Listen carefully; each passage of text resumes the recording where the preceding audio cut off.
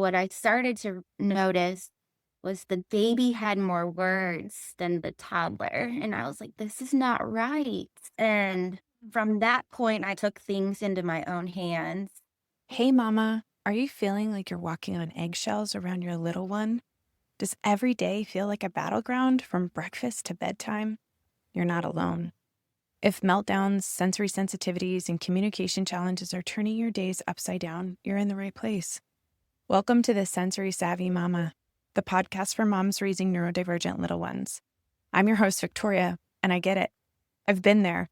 The endless research, the frustrating appointments, the feeling like no one understands what you and your child are going through. Here, we ditch the cookie cutter advice and embrace the power of understanding your child's unique sensory needs within the context of your family.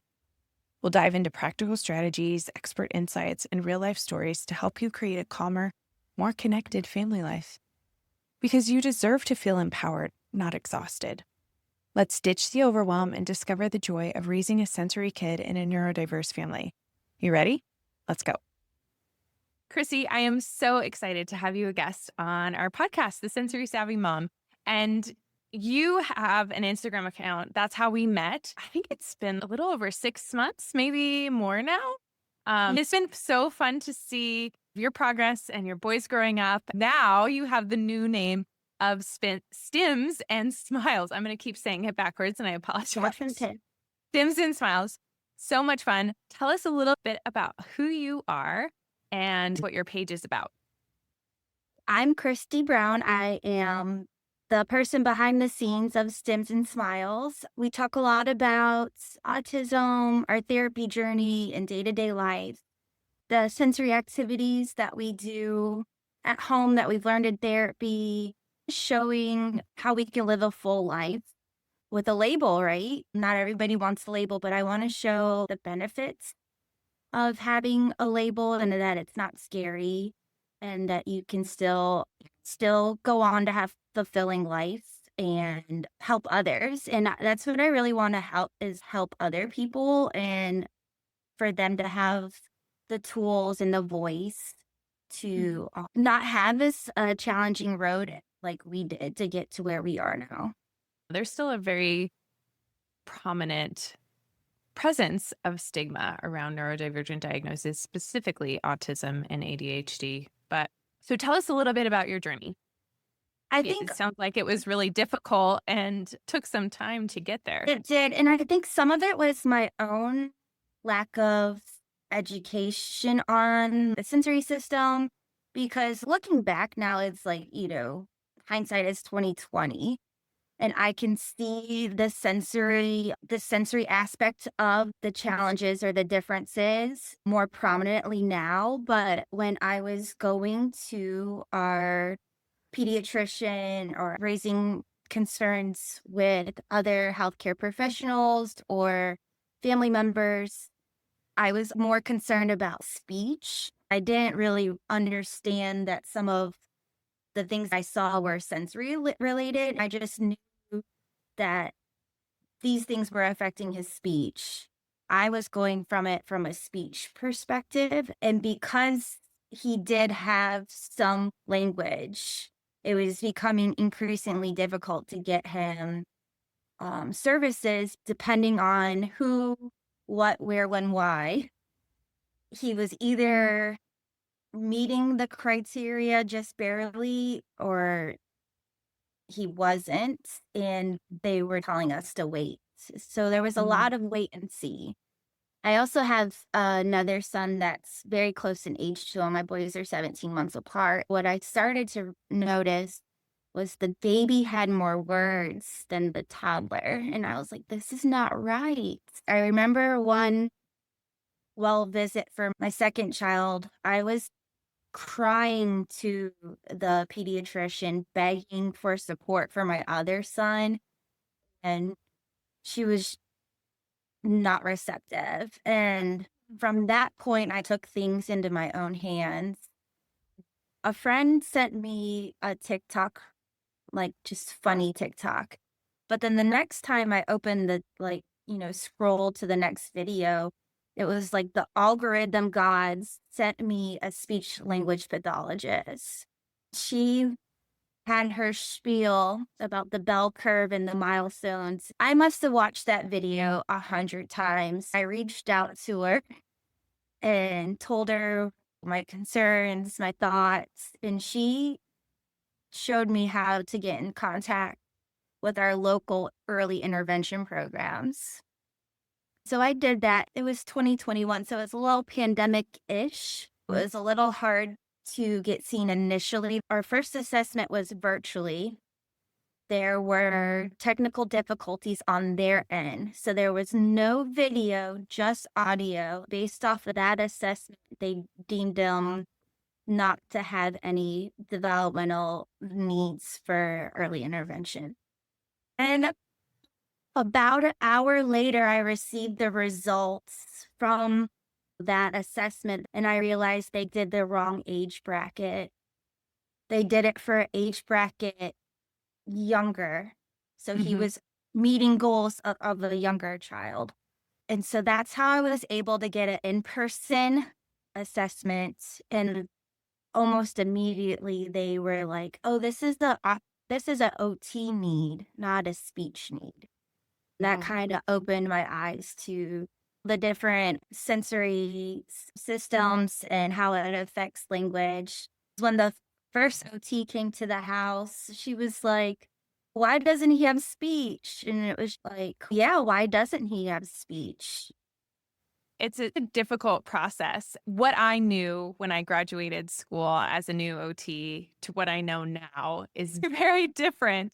I was even on an autism assessment team for a while. And even then, what my definition of autism is now compared to what it was is different. One of the biggest things is what I wish everyone knew, and I wish we'd had a better literacy rate about the sensory system. As we're learning about our bodies in kindergarten, why aren't we talking about these things? We talk about sight and hearing, but I don't think we give it enough credit because so many families, when I see them as an OT, either in the clinic or the school setting or working with them through the Edison Collective, they've already been doing this for a couple years and they know now how important the sensory system is. The research says that 40 to 80% of people with a neurodivergent diagnosis, whether that's autism, ADHD, there's a whole bunch of different ones, but anyone who has a sort of neurological diagnosis, so even like a traumatic brain injury, or if your child had a stroke or cerebral palsy, kind of those kinds of things can have an impact on how they're processing sensory information. If we aren't starting off with this basic knowledge of something so critical and foundational to our development, you spend so much time just catching up. I wish there was more information so that parents, while you were waiting for the diagnosis, could at least be working on those sensory things and figuring out those supports that would make everyday life so much easier. For so many families, that doesn't come till after the diagnosis, after you've been waiting and struggling and trying to figure things Mhm. out. That is my hope for this to share more about the Yeah, sensory. I don't feel like our roadmap was the same as most people. A lot of people get the diagnosis and then early intervention and then move through private therapies. We were kind of backwards. It was early intervention, then it was private therapy, and then we were facing losing coverage through our health insurance because we weren't making enough progress. I was like, panic.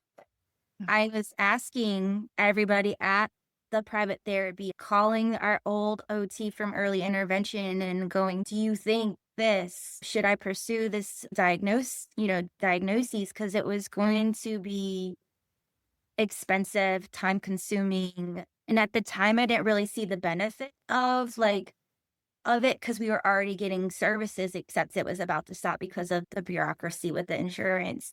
I eventually just put it on a credit card and went with it and did a private evaluation. It was a series of in-person questionnaires and interviews. It took 2 weeks to do all the interviewing and a month to get the information back. How But, did it feel when you got that back? oh, it was relief.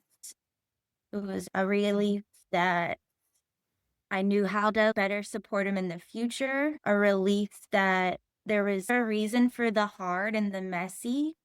Mhm. relief that I could see the beautiful future ahead. It just brought so much more connection between the whole family. I think when you have an idea of what's going on versus living in this unknown The piece, unknown was so detrimental to the family unit. once you have that terminology, that diagnosis, that gives you so much to start looking for and researching. And I feel like a lot of parents, well, it could be this, but maybe it's something else. Or what should I be looking for? How do I know? And that really narrows it down. And I feel like is so helpful to know, okay, this is what it is. This is the direction we need to go. And you can hear from other parents who are a couple of steps in front of you, like, hey, this is what made a big difference for us, or we did this. Helpful, I think, to not feeling alone, but also having ideas of where to start looking. A very isolating time. It was just endless research, trial and error, loneliness, and isolation. Yeah. And what I have seen too is a lot of moms start to really doubt themselves. Maybe I'm making this out to be something different than it is. Other family members don't see it, and my pediatrician is questioning me. And you start to doubt yourself. And that is really hard. And that can cause other problems as well of disconnecting from yourself in order to still be able to show up and do the day to day things. That's why I say it was a big relief. What are some of the shifts, big or small, that you started implementing in your daily routine to better support your child's sensory needs? Or what were the things that first clued you into those sensory needs, and where did that take off from? From the early intervention days or from post-diagnosis days? In the early intervention days, we really focus on sensory integration with heavy work, Hmm. yeah, a lot of body awareness tools, a compression tank top, did not love it. Patty saw burrito rolls and squishes, just a lot of heavy work. Wearing book bags when we went out in public, just a lot of focus on getting those needs met. And then as the sensory needs met, his language developed and he was able to advocate for what he wanted and didn't want the hub shirt, which is what we call the compression tank top. He stopped wearing his compression tank top about a year ago, right around the time we got the official diagnosis. We've moved from traditional therapy to more like a neuroaffirming approach and really take into mind his wants and needs in therapy and not worry about societal norms. Yeah, absolutely. That was one of the things I struggled with as a fairly new OT on an autism assessment team. I just felt like we're giving them a diagnosis or not. And there's not very much resources to support them or to affirm who their child is. Where I was working at the time was very under resourced and a lot of stigmatism, a lot of kind of holdovers from previous paradigms and institutionalization. I had a really hard time with it because I truly felt like we were doing such a disservice to our families and our kids. There has to be a way that is more positive and that they are going to have meaningful lives. Yes, it may look different than what we expect. That doesn't mean they can't have. Fundamentally, everyone wants to be known for who they are, their being, and loved, right? Mhm. So why Right. does it have to be that we fit into these specific containers of what that has to look like in order for those things to happen? Tell me a little bit about how you navigate. So, as you've been going through these challenges of parenting a neurodivergent child, how did you maintain your own well-being, or did that go to the back until you could catch your breath and focus on that again? Talk to us about your Um, I would say originally I wasn't doing a great job about my own self-care and mental health, but over the last 18 months, I've been pretty consistent with taking time for myself on Sundays, making it to yoga at least once every 14 days. The boys are getting a little bit older. They're 3.5 and almost 5. Now mommy can say, I need a minute and I can walk to the bathroom and take a minute to myself.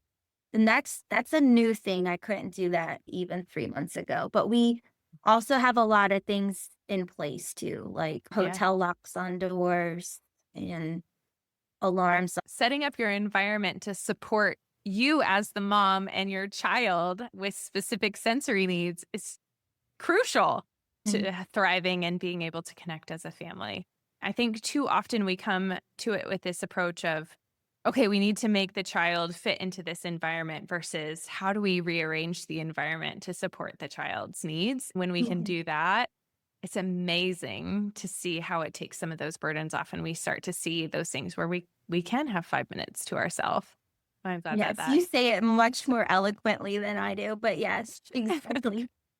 I was just thinking about it this morning. I was watching my eldest get a cup of water, and last year we needed a new refrigerator. And when I was looking, I was like, oh, I want a water machine low enough that they can do it themselves. And so today he went and got the cup, hit the ice, filled it up, screwed the top on, and I was like, I think one of the things that we don't talk about enough is our timelines. Things are not a linear progression. And when we realize that we are on a different timeline than what we expected or anticipated or what we were told is normal, that takes so much pressure off of us as I, parents, but yeah. also our kids. One thing that I'm doing is delaying kindergarten. We're going to do a junior kindergarten year. At first, I was seeking everybody's advice and opinion about it. And then I thought to myself, Christy, why are you doing that? That's what you want. Just do it. And so I did it. And it's going That's to be great for amazing. him. It's great for both of you tapping back into that intuition as a mom. Your child is unique and not like any other kid. Even another autistic child, each autistic child is so uniquely different and individualized that there's no one set diet that you can apply. And I think that as moms, we have this deep sense and we've been kind of told that it's not valid. That's amazing that you have reconnected to that and you know him well enough. You know this stuff well enough, this sensory needs and how his nervous system is working and what are the supports that are working for him. Being able to create a life that you know is going to help you both is Mhm. just well done. Well done. Thank you. I know I'm pretty excited about it for many reasons. Just trusting in yourself. When I was going through the wait and see with the pediatrician and the family, I was questioning myself a lot. And so it's nice to be back in that place where I'm just like grounded, know my boundaries, know what's good for him. And it's a good place to be in. Oh, I'm so glad you guys have got there. I'm sorry that it has been such a struggle to get there, but I'm really glad. So, if you could share with other moms who are kind of maybe a couple steps behind you or along on a similar journey, what resources or tools have been the most helpful to you on this journey? If you could recommend one thing, what would that be? Find your mom community online. I think that's something that's overlooked because a lot of times your community, like in real life, they're not walking the same path as you. And they might look at you like an alien when you tell them your child is having a 50-minute sensory meltdown. And they'll be like, what's wrong with you? There's Mhm. nothing wrong with you or your child. That's just the way it is for our our situations. You're gonna want to find your own your own community online. You're going to want to trust yourself, follow your instincts, and do your own research. Even after we were in therapy, listen to what people tell you because people will just kind of drop little Easter eggs of information and listen and do the follow ups behind it. I remember one therapy session, the OT was just nonchalantly talking about primitive Primitive reflexes reflexes? and the spinal galant reflex. I was like, Mhm. this seems really important. But the after therapy Zoomies were happening. So I didn't get all my questions answered. And so I looked into it more and then I was able to find out what it was and ask more questions. She told me it was integrated now. It can become unintegrated again. Yes. But it's Yeah. something that I'm mindful of now. I would have never thought of that. It was 6 months prior to diagnosis too, so then I'm like, "Well, I was kind of new based off of this reflex that he could have ADHD or autism or both. And then it turned out to be both. You just really need to listen to Mm. the small details. Yeah, I think one of the things you said is trusting your gut. And when those things pop out, when you get those little pings of, hey, that's something I need to pay attention to, following Mhm. those and trusting yourself on that. And coming back and asking more questions is also really great. So I have one last thing for you. If you could give encouragement to another mom, like if you could speak to your younger self who's fairly new on this journey, struggling with burnout, big behaviors and sensory meltdowns, who's trying to figure it out, not getting the support from the pediatrician or a therapist, advocating daily and trying to do all of the things, what would you say to her? I would say that your feelings are valid, your concerns are valid, and you will find the right resources and get your answers. It just might take longer than you anticipated. Be diligent in your pursuit and don't stop advocating for what you believe to be true. There hasn't been one thing that I suspected that hasn't come to light with my son. I suspected a tongue tie. He had a tongue tie. I suspected all sorts of things, and they came into play. You know your child better than anybody else. Listen to your inner voice, trust yourself, and find someone else that believes in you and cheers you on no matter what. Whether it's online, in person, you need at least one person that you can just cry to, vent to, scream at. Thank you so much. Before we wrap up, I want to leave you with a couple resources that could really support you after this conversation, and something that I created for moms like Christy who were just trying to figure it out all on their own because they weren't getting the support that they needed. The first is totally free. It's a 7-minute video lesson I created called The Pyramid of Learning. And it's all about why sensory needs need to be looked at the foundation and not as an afterthought. Now, you don't know this. She didn't know that sensory was what was underlying some of those speech language delays. And I'm not saying that this will fix that, but I'm saying it will give you a different lens to look through your child's development at. And when we understand how sensory input flows up through the brain and shows up in movement and speech and behavior, suddenly things begin to click and we can kind of work backwards from there or do a bottom-up approach. It's a powerful little shift that can change how we respond to everyday struggles. And that's the heartbeat of the Edison Collective, getting these kinds of tools into the hands of parents who need them most. I'll drop that link in the show notes for you. Again, it's totally free. You can watch it if you want to or not. It's up to you. And if no one has ever really explained to you how the sensory system works beyond that, or if you just feel stuck in confusion or self-doubt, then the Clarity Lab might be the next best step. It's a short, self-paced workshop that helps you go from foggy to focused in under 10 minutes. It's not about managing behavior. It's about understanding the sensory nervous system quickly and with compassion. And it gives you tools to start decoding your child's behavior and seeing the sensory components underneath it. I hope those are really helpful for you. Let me know if you have any questions. That's it for this week's episode of the Sensory Savvy Mama. I hope you're walking away with some actionable tips and a renewed sense of hope for your journey. Remember, you are not alone in this journey. Your child is amazing, and you are the perfect mom for them.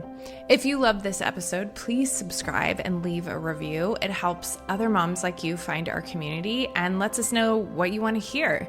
If you want to connect further, you can find us on Instagram or subscribe to our newsletter for inspiration, exclusive sensory tips, behind-the-scenes glimpses, and so you don't miss out on any new episodes. We are all in this together, Mama. I love you, and I'm so proud of you. One last thing before we go. While I am an occupational therapist, I am not your child's occupational therapist. This podcast is for educational and entertainment purposes only. As the parent, you know your child best. So please use your best judgment and consult with your child's healthcare providers before exploring any of the strategies or ideas shared here. And if you have questions, feel free to reach out.